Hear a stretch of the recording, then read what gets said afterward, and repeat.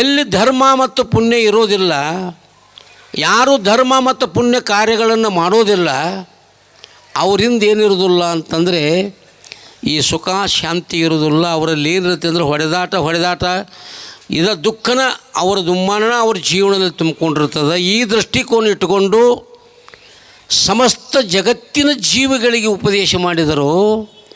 ಈ ಧರ್ಮ ನಾವು ನಮ್ಮ ದೇಹದಿಂದ, ನಮ್ಮ ವಾಣಿಯಿಂದ, ನಮ್ಮ ಮನಸ್ಸಿನಿಂದ ಆಚರಿಸಲ್ಪಟ್ಟಂಥ ಈ ಧರ್ಮ ಇದು ಏನೇನು ಒದಗಿಸಿಕೊಡ್ತದೆ ನಮಗೆ, ಇದರಿಂದ ಏನು ಆಗ್ತದ ಅಂತ ಕೇಳಿದರೆ ಅದಕ್ಕೆ ಉತ್ತರ ರೂಪವಾಗಿ ಶ್ಲೋಕವನ್ನು ಬರೀತಾರೆ. ಧರ್ಮಾದ ಅರ್ಥಪ್ರಭವತೆ. ಯಾರು ಧರ್ಮವಂತರಾಗುತ್ತಾರೆಯೋ, ಅರ್ಥ ಅಂದ್ರೆ ಐಶ್ವರ್ಯದ ಬೆನ್ನು ಅವ್ರು ಹತ್ತಬೇಕಾಗಿಲ್ಲ. ಐಶ್ವರ್ಯನ ಏನಾಕೈತಿ ಅಂದ್ರೆ ಅವ್ರ ಬೆನ್ನು ಹತ್ತಿ ಬರ್ತದಂತ. ಯಾರಿಗೆ? ಧರ್ಮವಂತರಿಗೆ, ಪುಣ್ಯಾತ್ಮರಿಗೆ. ಧರ್ಮಾದ ಅರ್ಥಪ್ರಭವತೆ. ಧರ್ಮೇನ ಲಭತೆ ಸುಖಂ.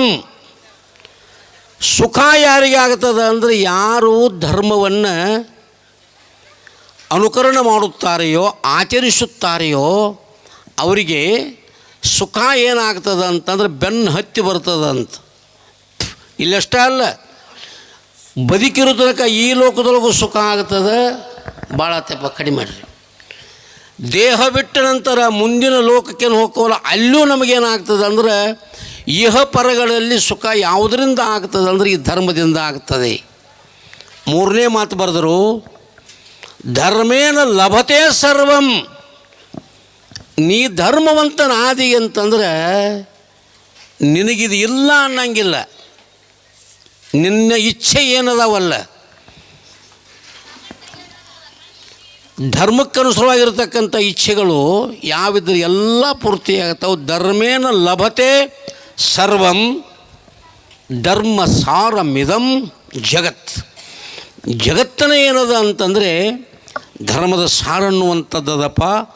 ಅದಕ್ಕೇನು ಮಾಡಬೇಕು ಅಂದ್ರೆ ಪ್ರತಿಯೊಬ್ಬ ಮನುಷ್ಯ ಧರ್ಮದಿಂದ ನಡೆದ ಅಂತಂದರೆ ದೇಹದಿಂದ ಸತ್ಕರ್ಮಗಳನ್ನು ಮಾಡೋದು, ದೇಹದಿಂದ ಗುರುದರ್ಶನ, ದೇಹದಿಂದ ದೇವರ ಪೂಜೆ, ವಾಣಿಯಿಂದ ಪರಮಾತ್ಮನ ಗುಣಗಾನ, ಇವೆಲ್ಲವನ್ನು ಮಾಡುವುದರಿಂದ ತನುವಿನಿಂದವೇ ಸಿರಿ, ವಾಣಿಯಿಂದವೇ ಸಗ್ಗದ ಅನುಭೂತಿ, ಮೊಗುಳೆ ಮಾನಸದಿಂ ಗಣಮುಕ್ತಿ, ಎನಿತು ಪೂಜಾಫಲ ಮೂದರ ನೆನಪುದು ಮೈತ್ರೇಯಿ ಅಂತ ಮೈತ್ರಾದೇವಿಗೆ ಯಾಜ್ಞವಲ್ಕರು ಉಪದೇಶವನ್ನು ಮಾಡಿದಂತೆ ಧರ್ಮದಿಂದ ಎಲ್ಲವೂ ಪ್ರಾಪ್ತಿಯಾಗ್ತದೆ ಅನ್ನತಕ್ಕಂಥ ವಿಚಾರವನ್ನು ಎಲ್ಲ ಪೂಜ್ಯರು ಉಪದೇಶವನ್ನು ಮಾಡ್ತಾರೆ. ಸಮಯ ಭಾಳ ಆಗ್ಯದ, ಕಾರ್ಯಕ್ರಮಗಳು ಅನೇಕ ಅದಾವ. 4 ತುಲಾಭಾರ ಆಗಬೇಕು, ಪೂಜೆ ಆಗಬೇಕು. ಅದಕ್ಕೆ ಒಂದು 10 ನಿಮಿಷದೊಳಗಾಗಿ ತಮ್ಮ ಪ್ರವಚನ ಸುದೆಯನ್ನು ಎಲ್ಲ ಪೂಜ್ಯರು ಉಪದೇಶ ಮಾಡಿ ಮುಂದಿನ ಎಲ್ಲ ಕಾರ್ಯಕ್ರಮ ಅವಕಾಶ ಮಾಡಿಕೊಡಬೇಕು ಅಂತ ಕಲ್ಪಿಸಿ ಮಾತಾಜಿ ಅನಸೂಯ ತಾಯಿಯವರು, ತುಂಗಳ ಮಾತಾಜಿಯವರು ತಮ್ಮ ಪ್ರವಚನ ಸುದೆಯನ್ನು ಸಭೆಗೆ ನೀಡಬೇಕಾಗಿ ಅವರಲ್ಲಿ ವಿನಂತಿಯನ್ನು ಮಾಡಿಕೊಂಡು ನನ್ನ ಪ್ರಾಸ್ತಾವಿಕ ನುಡಿಗಳನ್ನು ಗುರುದೇವನ ಚರಣಕ್ಕೂ ತಮ್ಮೆಲ್ಲರ ಕರ್ಣಕ್ಕೂ ಅರ್ಪಿಸಿ ಮಂಗಲಂ.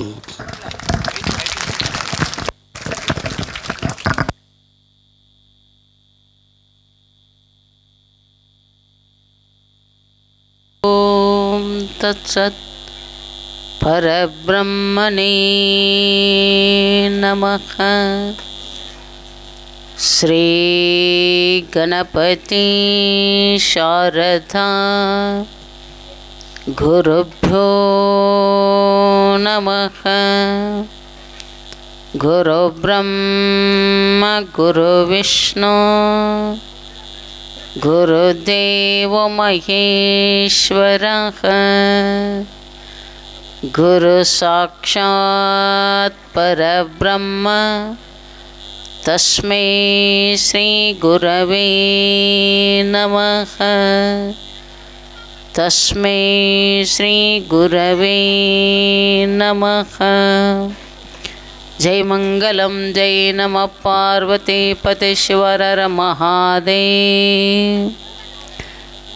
ಏನು ಆರಾಧ್ಯ ದೇವತೆಯಾದ ಶ್ರೋತ್ರಿಯ ಬ್ರಹ್ಮನಿಷ್ಠ ಪರಮ ಪೂಜ್ಯ ಸದ್ಗುರು ಸಿದ್ಧಲಿಂಗಪ್ಪಗಳ ಶ್ರೀಚರಣವನ್ನು ಸದ್ಗುರುಗಳನ್ನು ಎನ್ನ ವೃಂದಮಂದಿರದಲ್ಲಿ ಸ್ಥಾಪಿಸಿಕೊಂಡು ಅದ್ವೈತ ಸಾರ್ವಭೌಮ ಜಗದ್ಗುರು ಸಿದ್ಧಾರೂಢರೇ ಕ್ಷೇತ್ರಾದಿ ದೇವತೆ ಬೀರೇಶ್ವರರ ಶ್ರೀಚರಣಕ್ಕೆ ಅನಂತ ನಮಸ್ಕಾರಗಳನ್ನು ಸಮರ್ಪಿಸಿ ಸಮಾರಂಭದ ದಿವ್ಯ ಸಾನ್ನಿಧ್ಯ ಸ್ಥಾನವನ್ನು ಅಲಂಕೃತರಾಗಿರ್ತಕ್ಕಂಥ ಪರಮ ಪೂಜ್ಯ ಶ್ರೋತ್ರಿಯ ಬ್ರಹ್ಮನಿಷ್ಠ ವಿಶ್ವಕುಟುಂಬಿ ಪಂಚಮಠಾಧೀಶ ಗುರು ಸಾರ್ವಭೌಮ ನಡೆದಾಡುವ ಮಾತನಾಡುವ ದೇವರೆಂದು ಪ್ರಖ್ಯಾತವನ್ನು ಪಡೆದಿರತಕ್ಕಂಥ ಜಗದ್ಗುರು ಡಾಕ್ಟರ್ ಭಾರತಿ ಅಪ್ಪನವರ ಶ್ರೀಚರಣಕ್ಕೆ ಅನಂತ ನಮಸ್ಕಾರಗಳನ್ನು ಸಮರ್ಪಿಸಿ ಪರಮ ಪೂಜ್ಯ ಸದ್ಗುರು ವಿದ್ಯಾನಂದ ಭಾರತಿ ಅಪ್ಪನವರ ಶ್ರೀಚರಣಕ್ಕೂ ಪರಮ ಪೂಜ್ಯ ಸದ್ಗುರು ಪೂರ್ಣಾನಂದ ಭಾರತಿ ಅಪ್ಪನವರ ಶ್ರೀಚರಣಕ್ಕೂ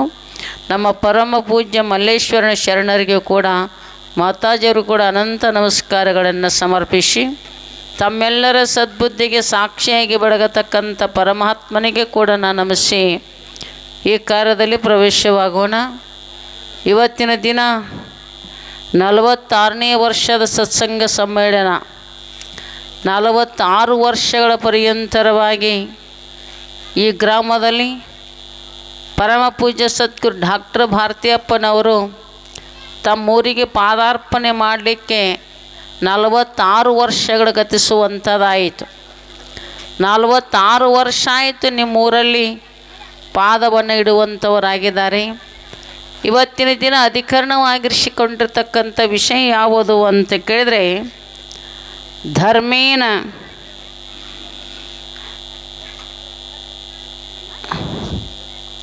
ಧರ್ಮೇನ ಲಭತೆ ಸರ್ವಂ.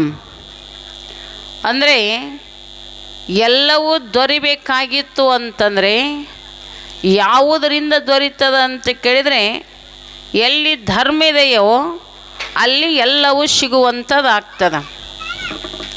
ಎಲ್ಲಿ ಭಗವಂತ ಧರ್ಮಾತ್ಮನಾಗಿರುತ್ತಾನಲ್ಲ ಆ ಧರ್ಮಾತ್ಮನ ಸನ್ನಿಧಾನಕ್ಕೆ ಭಗವಂತ ಎಲ್ಲವನ್ನು ಕೊಡುವಂಥವನಾಗ್ತಾನಂತ.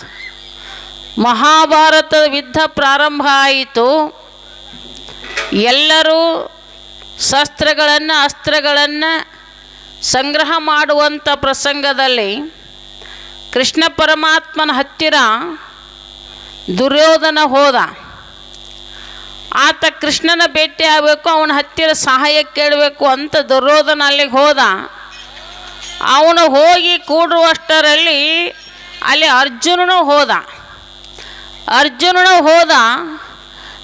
ದುರ್ಯೋಧನ ಹೋಗಿ ಬಹಳ ಹೊತ್ತಾಗಿತ್ತು. ಕೃಷ್ಣ ಪರಮಾತ್ಮ ಮಲ್ಕೊಂಡಿದ್ದ. ದುರ್ಯೋಧನ ನಿಂತುಕೊಂಡ. ಭಗವಂತ ಕಣ್ಣು ತೆಗಿಲಿಲ್ಲ. ಇವ ಅಂದ ಬಹುಶಃ ಮನ್ಕೊಂಡಿರಬೇಕು ಅಂದ. ಆ ಕಡೆ ನೋಡ್ತಾನೆ, ಎಲ್ಲಿ ಕುಂಡ್ರಾಕ ಕೆಳಗಡೆ ಪಾದ ಕೆಳಗಡೆ ಇತ್ತು. ಪರಂತು ಅವನಿಗೆ ಅಹಂಕಾರ ಇತ್ತು. ದುರ್ಯೋಧನ ಅಂತಾನೆ, ನಾನ್ಯಾಕೆ ಇವನ ಪಾದ ಕೆಳಗಡೆ ಕೂಡಬೇಕು ಅಂತ ತೆಲದೇಶ ಕೂತ್ಕೊಂಡ. ದುರ್ಯೋಧನ ತೆಲದೇಶ ಕೂತ್ಕೊಂಡ. ಆತ ಕೂತ್ಕೊಂಡು ಕೆಲವೊಂದು ಸಮಯಗಳಲ್ಲಿ ಅರ್ಜುನ ಅಲ್ಲಿಗೆ ಬರುವಂಥವನಾದ. ಅರ್ಜುನ ಬರುವಷ್ಟರಲ್ಲಿ ಭಗವಂತನಿಗೆ ನಿದ್ರೆ ಹತ್ತಿತ್ತು. ನಮಸ್ಕಾರ ಮಾಡಿದ. ಕಾಲದೇಶ ಕೂತ್ಕೊಂಡಾಗ ಒಂದು ಗಡಿಗೆಯಲ್ಲಿ ಕೃಷ್ಣ ಪರಮಾತ್ಮ ಕಣ್ಣು ಬಿಟ್ಟ ಕ್ಷಣದಲ್ಲಿ ಯಾರು ಭೇಟಿ ಹಾಕ್ತಾರೆ ಮೊದಲಿಗೆ? ಏನು ತೆಲದೇಶ ಕುಂತವನಿಗೆ ಕಾಲದೇಶ ಕುಂತಾವು.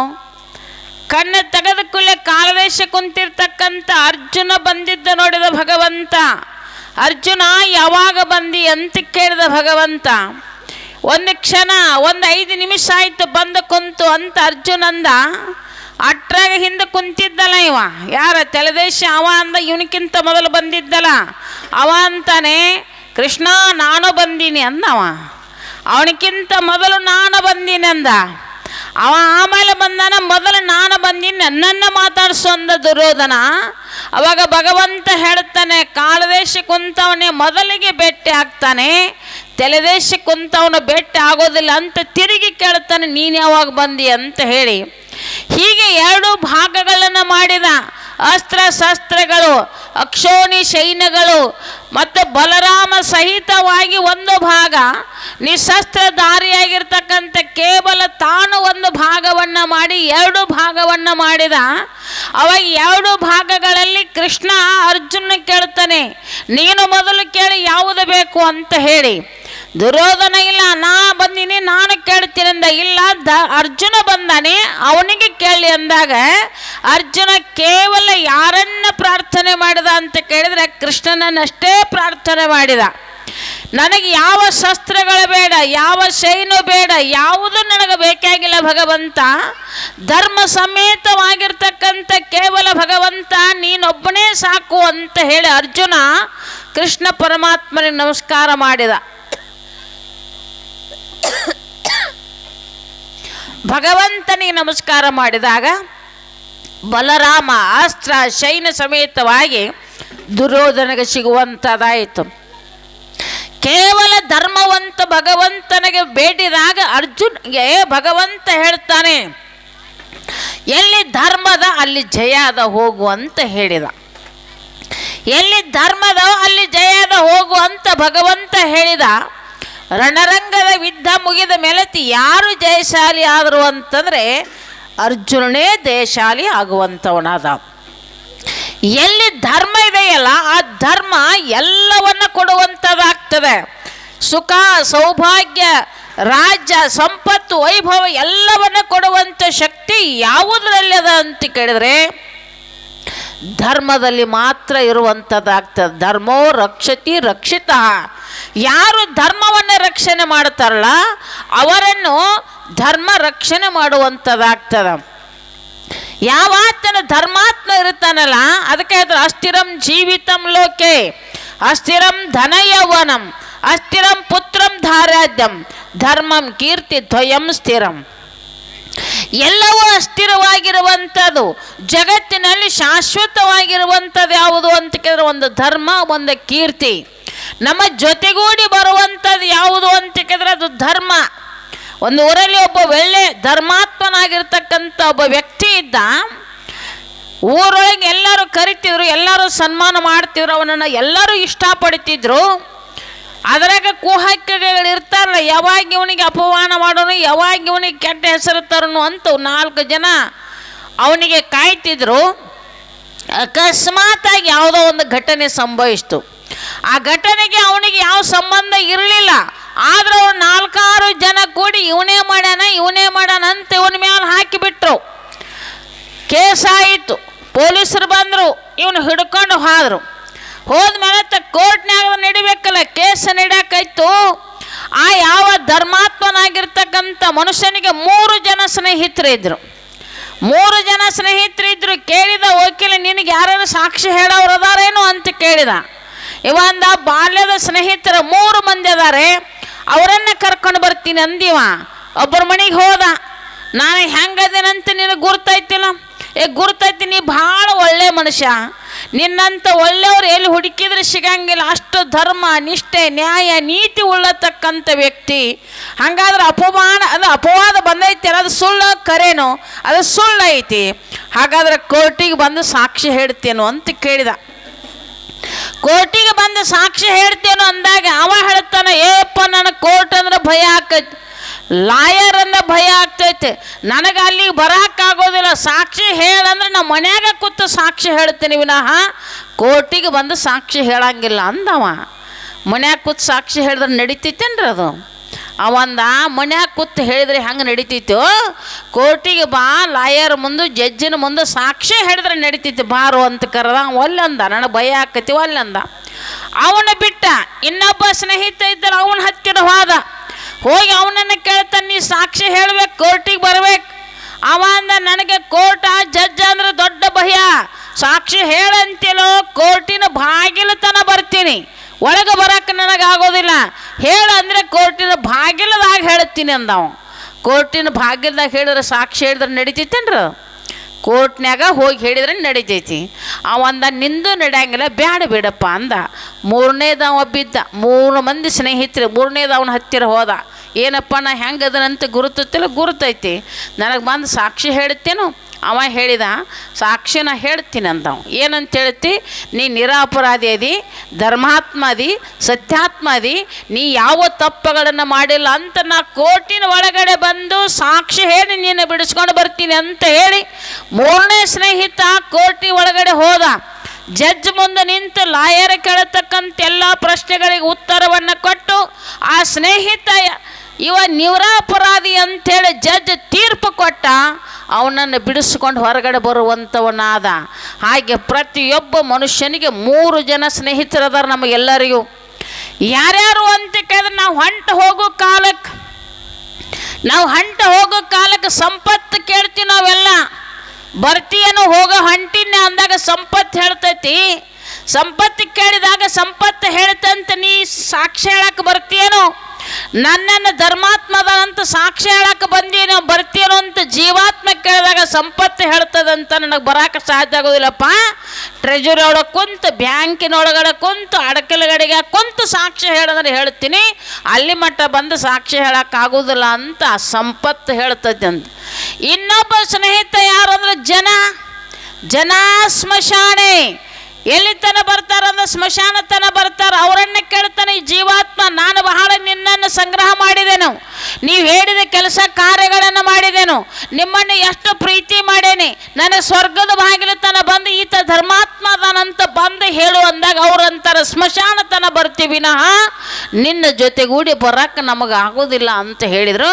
ಕೊನೆಗೆ ಧರ್ಮವನ್ನು ಕೇಳ್ತಾನೆ, ನೀನಾರ ಬರ್ತೀಯೇನು ಅಂದಾಗ ಧರ್ಮ ಹೇಳ್ತಂತೆ, ನಡಿ ಸ್ವರ್ಗದ ಬಾಗಿಲ ಪರ್ಯಂತರವಾಗಿ ನೀ ಸತ್ಯಾತ್ಮ ಧರ್ಮಾತ್ಮ ಅಂತ ಹೇಳಿ ಸ್ವರ್ಗದ ಬಾಗಿಲ ತನಕ ಕರ್ಕೊಂಡು ಹೋಗೋದು ಯಾವುದು ಅಂತ ಕೇಳೋದು ಧರ್ಮ ಮಾತ್ರ. ಆ ಧರ್ಮವನ್ನು ನೀನು ಸಂಗ್ರಹ ಮಾಡಿದೆ ಅಂತಂದರೆ ಎಲ್ಲವೂ ಭಗವಂತ ಕೊಡುವಂಥವನಾಗ್ತಾನೆ.